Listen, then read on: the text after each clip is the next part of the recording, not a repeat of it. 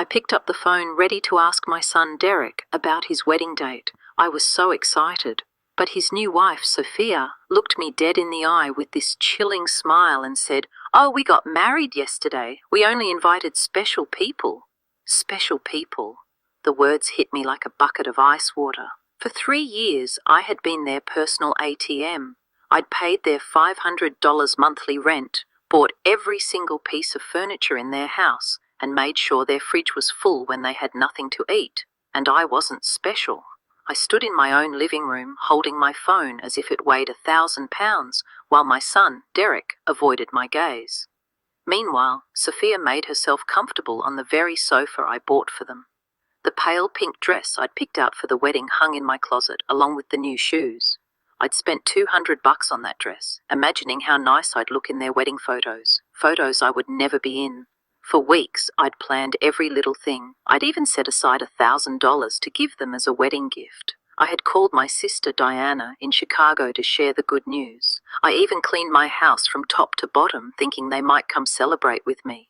All of that just collapsed in a second with those 4 poisoned words. Only special people. Derek eventually looked up and said in this rehearsed, stiff voice, "Mom, it was just a small, intimate thing, just the 2 of us and the witnesses." But I knew it was a total lie. I saw the photos all over social media. I saw Sophia's parents proudly posing next to the bride and groom. Her siblings were there, toasting with champagne. I even saw Sophia's white dress, which I had helped finance with the $800 I gave her last month for personal expenses. I saw everything I wasn't supposed to see. A week later, 7 days after that humiliation, Sophia called. She wasn't the confident woman who had excluded me. Now she sounded desperate, almost pleading. "Olivia, the rent is overdue. The landlord is breathing down our necks and says if we don't pay this week, he'll kick us out. You forgot to make the transfer." Her voice trembled a little, like her world was ending. I was silent for a few seconds, just remembering all the times I'd run to the bank to make that transfer, all the times I'd cancelled my own plans just to make sure they had a roof over their heads, all the times I had eaten beans and rice so I could give them money for their stupid whims. And now, after they excluded me from the most important moment of my only son's life, they had the nerve to call as if nothing had happened. "Sophia," I said, with a calm that even surprised me, "didn't I warn you that I only help special people?" The silence on the other end was so deep I could hear my own heart beating. For the first time in years, I wasn't the one trembling. It was her. "Olivia, I don't understand," she stammered. "We were always special to you. You're like a second mum to me." Lies. All lies.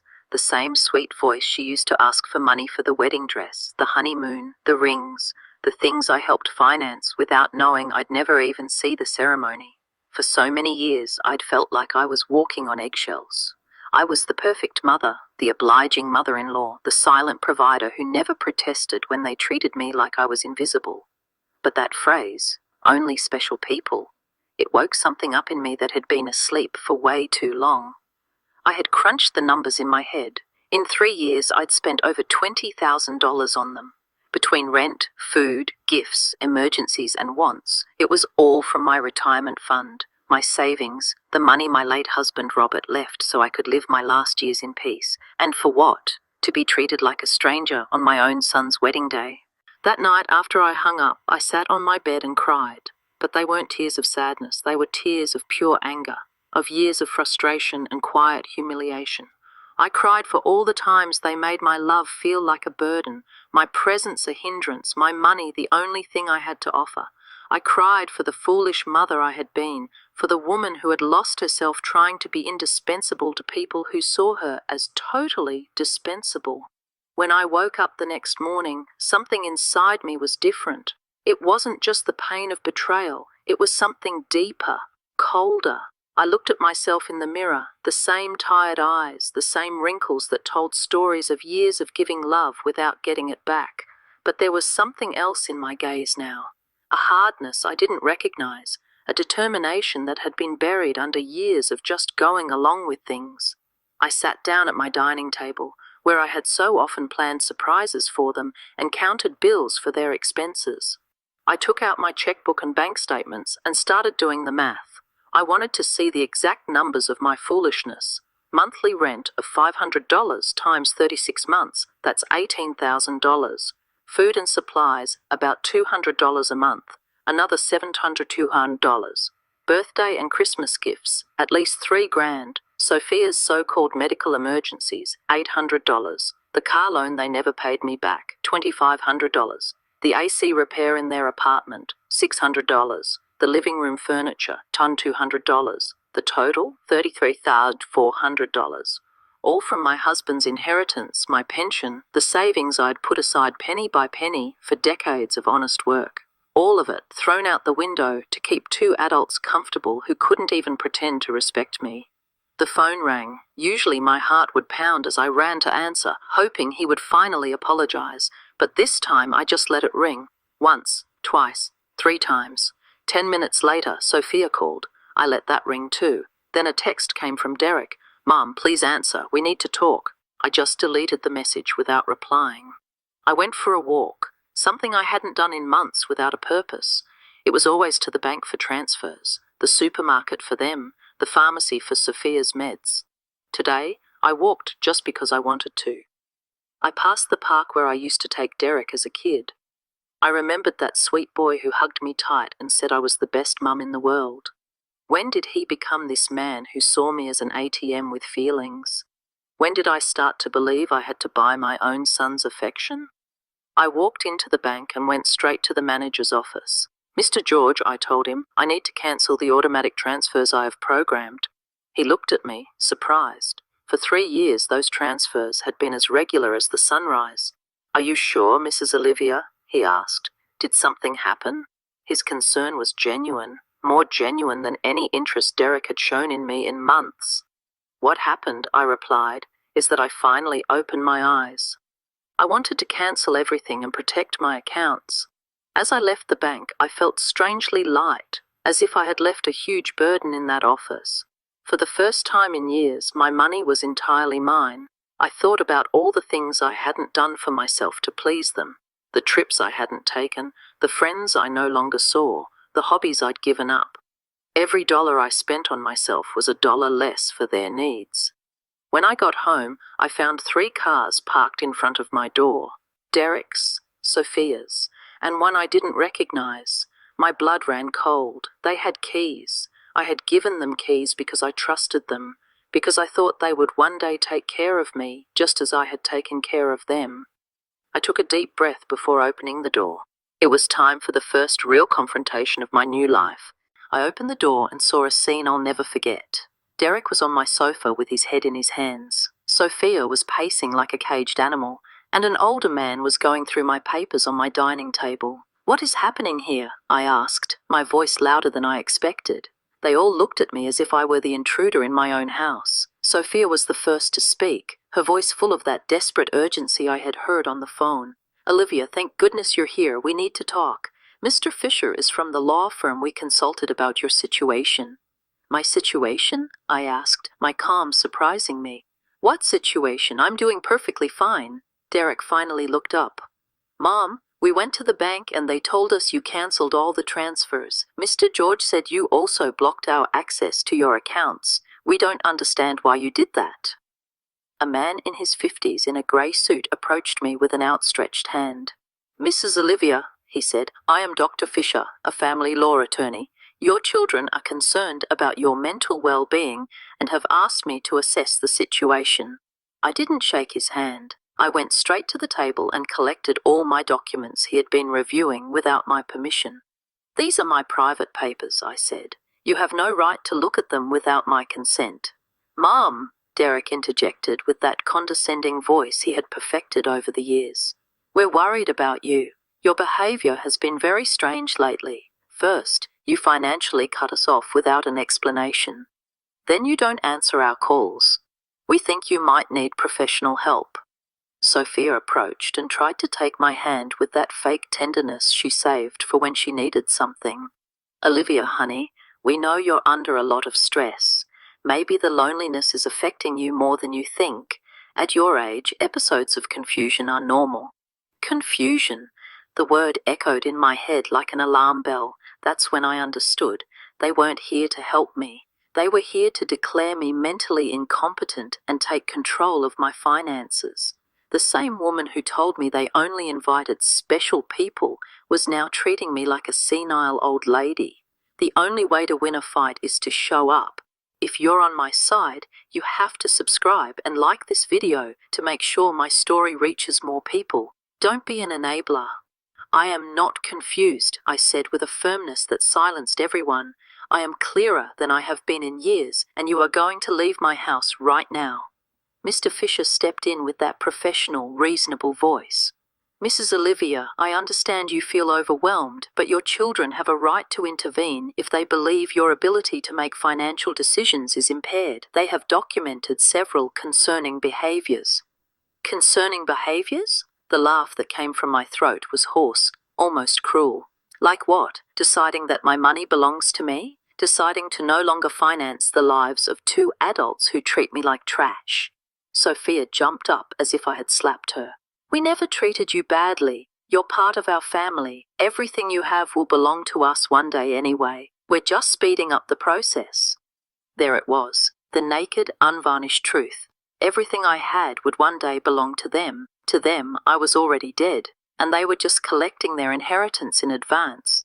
It didn't matter if I had 70 years or 70 days left. To them, I was just a problematic ATM with legs. Out, I said, pointing to the door. All three of you get out of my house. Derek stood up with that angry, childlike face he made when he didn't get his way. Mom, we can't just leave. We have obligations. The rent, the car payments, the credit card you co-signed for. You can't just cut us off from one day to the next. I can't? My voice rose for the first time. Who says I can't? For years, I paid rent that wasn't even in my name. I filled a fridge in a house where I wasn't welcome. I financed a life that had no place for me. Mr. Fisher took a folder from his briefcase and placed it on my table. Mrs. Olivia, we have prepared some documents that could facilitate this transition, a power of attorney that would allow Derek and Sophia to manage your finances more efficiently. I took the folder and, without even opening it, threw it directly into the trash can. The only transition that's going to happen here is yours to the front door. Sophia started to cry, but they weren't tears of sadness. They were tears of frustration. You can't do this to us, Olivia.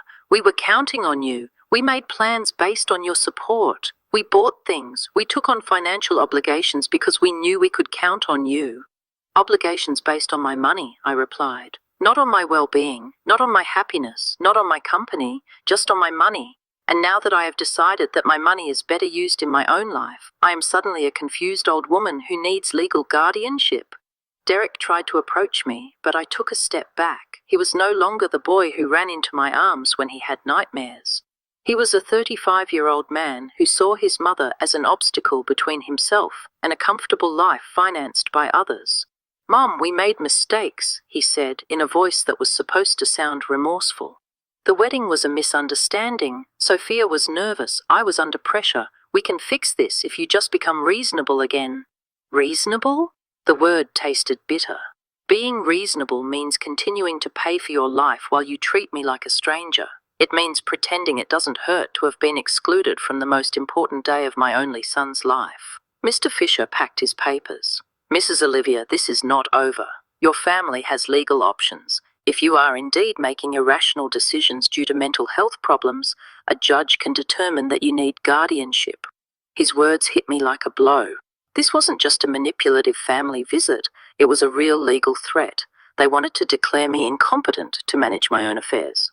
Mr. Fisher, I said, looking him in the eye, I suggest you do your research thoroughly before you threaten a 71-year-old woman who has managed her finances flawlessly for 40 years, who raised her son alone after the death of her husband Robert, who ran a household and worked honorably until retirement, and who until last week financially supported two completely capable adults. Sophia stopped crying and looked at me with a coldness that finally showed her true face. This won't stay like this, Olivia. We have rights and lawyers too.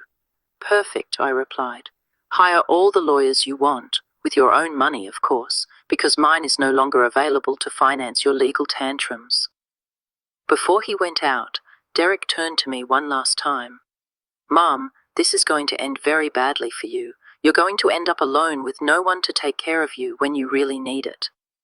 Derek, I said, with deep sadness, but also with crystalline clarity, I am already alone. The difference is that now it's by my own choice, not by your neglect.